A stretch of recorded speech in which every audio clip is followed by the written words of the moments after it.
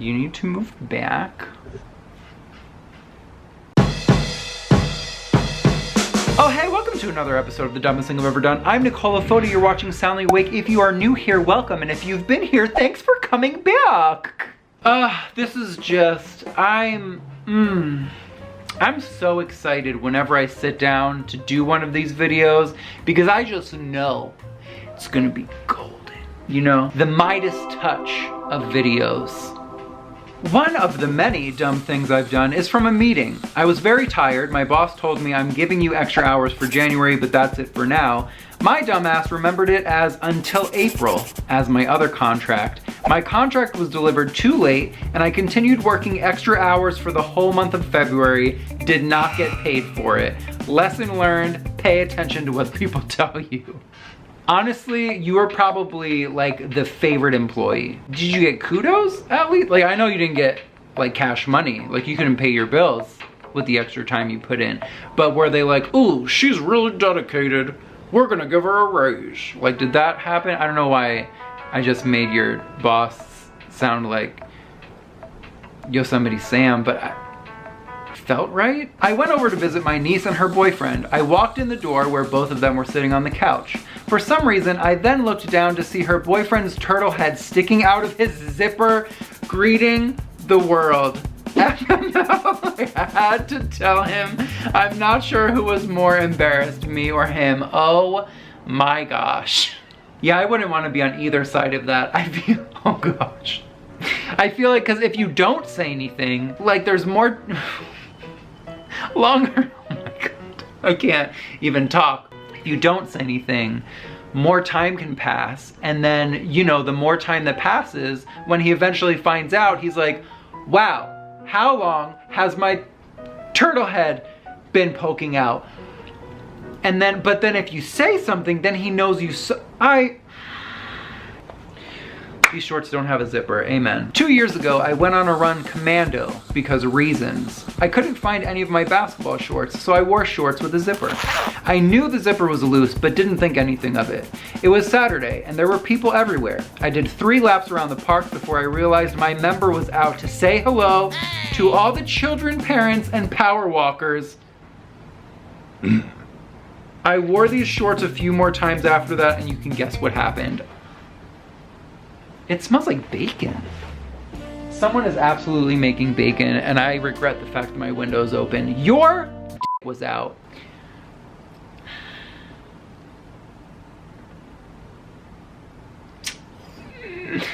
Oh my God, pancakes too? It's 3 p.m. What are we doing making breakfast foods? You can have breakfast food whenever you want. True, your body, your rules. I'm pretty sure what happens is there's a common theme for each episode because the 1 or 2 stories that stick out as like the most relatable get the most, hey, this happened to me too moments. This is definitely the my giblets popped out episode, and I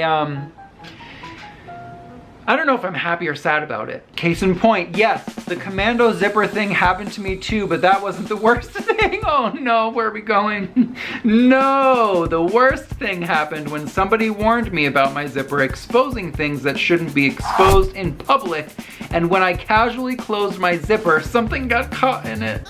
My life was officially over right there and then. See, now we have the other side of things. From the niece story, the niece's boyfriend story. Now we know what it feels like when someone informs you of a presence. It's like you're like haunted by the, you know, it's like an apparition. Like it's an apping, like a, I should stop talking. One of the dumbest things I ever did was when I was 14 and heavily sleep deprived, I decided it would be a great idea to cut the fabric on the inside of a pair of sneakers I owned out with a knife, because the fabric had ripped and made taking my shoes off difficult. The knife slipped and I managed to stab myself in the arm with a dull knife, so logically I just put a band-aid on it, went to bed, still have the scar 8 years later. You know what concerned me initially about this story is I thought you were doing all that while you were wearing the shoes, which wouldn't put it past myself, wouldn't put it past most humans, you know? But then we went to, okay, I mean, you were smart about not having your shoes on while you were cutting them up. So that's a plus. Good job. A couple weeks ago, I decided to skip my last class of the day because I was too ready to start spring break. As I was walking to my car, my professor walked up from behind me to tell me that my pants were completely ripped in the back. Yes, my whole ass was out. I'm still recovering from the embarrassment. Can I just start a new life at 25, or is it too late? It's never too late. You know, now you might be the ass girl, but is that such a bad thing? Like, if anything, it's a conversation starter. Like, you pass someone in a hallway or on campus somewhere, and they're like, hey, aren't you? And you're like, yeah, ass girl. And then you fall in love and live happily ever after. I love romance. So, I thought the fly down plus commando equation couldn't apply to me at first due to my lack of forward-facing genitalia, but then I remembered an incident in which my bush was on display due to a slippy and ineffective zipper. Oh, inefficient. Does that mean the same? Which is probs why those pants were at the thrift store to begin with, now that I think about it. You know what? This is such a great point. You don't have to have forward-facing genitalia to have an oopsie. This is such an inclusive experience. I mean, here we're really about representation, and I love that. Years ago, I was late for my first class of the day. I rushed to the big doors, didn't even notice everything was so quiet inside when I opened. I climbed the stairs up to the last row of the amphitheater as discreetly as I could, and sat there, already taking my notebook out of my bag. I never looked up, hoping unreasonably that it made me invisible. Turned out my class had been canceled that day, and I had just barged into one of the most prestigious exam sessions in my country 2 hours after it began. Everyone was dressed in suits. I never felt so visible and underdressed my whole life. Oh gosh, I hate that I always want to say a plus side. You know, my optimism is annoying, but the plus side is, you didn't have to take that test. Oh gosh, taking tests. What's the opposite of ASMR? I was once getting gas early in the morning coming back from work. I spent a half an hour getting gas on a broken pump. Once I realized I was nearly an hour away and I was on empty. So I went to the nearest gas station upon realizing I had also left both my wallet and gas cap on top of my car and drove off prior.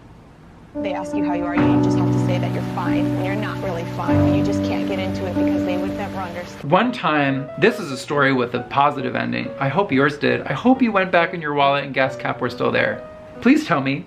Please update me. Ken and I, a million years ago, we were in New York. We went to a club, took a taxi to the club, and then left the taxi, realized once we entered the club that Ken didn't have his wallet and he left it in the taxi. So we left the club and we went outside to find a new taxi to go back to, like, I don't know, wherever we just were, and maybe, hopefully he left it at that place. And the same taxi cab driver picked us up and we got in the car and he went, "This yours?" It was like someone wrote that into a movie. You know, the going commando thing with the fly down has never happened to me before, but one night I was going to an ATM and this college girl pulled up just a little bit before me, so I just decided to wait in my car before getting out to take my turn. She was trying to be cute by wearing real men's boxers as shorts, and so besides the wide leg holes, there was that hole in the front too. As she got out of the car and back in, I saw everything. This is making me think of like the early 2000s. Maybe it was like 2007. Is this the time? When was it? When like all of the celebrities were like getting out of limos commando, and like there were so many just, you know, undercarriage shots that were in the media, like Brinty, Paris, Lindsay. Like, when was that? I need to know, because that's all I keep thinking about, and I can't pinpoint what date that was. I feel like it was like early 2000s. How do you okay, you know how you say mid-90s, mid-80s? What is the mid-2000s? That sounds like 2050 to me. Oh my God, what are we gonna call the 20s the 2020s or just the 20s? And then if you're talking about the 1920s, do you have to specify? What's gonna happen to us? Completely putting my friend on blast here. Love that for us, Max. But we were coming off a bus. Edinburgh is notorious for grumpy bus drivers as it is. He then turns to the bus driver while walking off the bus, and his inner retail leapt out as he shouts, "Next, please." I've never seen my friend run so far up the street from me to avoid embarrassment. This is like when you go to the movies and they're like, enjoy the movie, and you're like, you too. I mean, whenever you see it, enjoy it. It doesn't have to be immediate. I'm wishing that you enjoy whatever next movie you watch. I have feelings. This just happened, and I immediately thought of your series. I was at the store with my husband, not paying attention. I cozied up to this random guy at the counter while I was casually yawning. I mean, I was literally at his shoulder, touching him, grabbed his arm, and looked up and said, "Oh shit, you're not my husband." I quickly ran to the counter he was actually at and started laughing. The guy was just putting away his wallet and said he thought I was robbing him. The kindest criminal. Wow. You might lose your money, but you gain a friend. Okay, one more. One time I had a milkshake in my bag at school and it spilled all in it. There was no napkins or tissues in the classroom at all, so I just casually took each milkshake soaked item out and wiped it up with my jacket. Why do I, what? You know what, one item is not enough to have milkshake all over. I gotta get it on everything. What if I just like pour it down my back? That might be quicker, and then, much better. That's all I have for you today. Thank you for coming along on this journey of Schadenfreude. I hope I say that word correctly, because German's hard. Special thanks to Shannon Lemon and David Williams III and all of my other patrons for making this series possible. Please visit patreon.com/soundlyawake if you would like to join. We got extra clips. There's a secret vlog tier. Just uploaded a secret vlog that is literally an hour long. I don't know why I talked for so long, but I did. And I deeply appreciate you. That said, I will see you soon-ish with a new episode of The Dumbest Thing I've Ever Done. I'm Nicole Fodi. You can follow me most places at Soundly Awake, and check your zippers.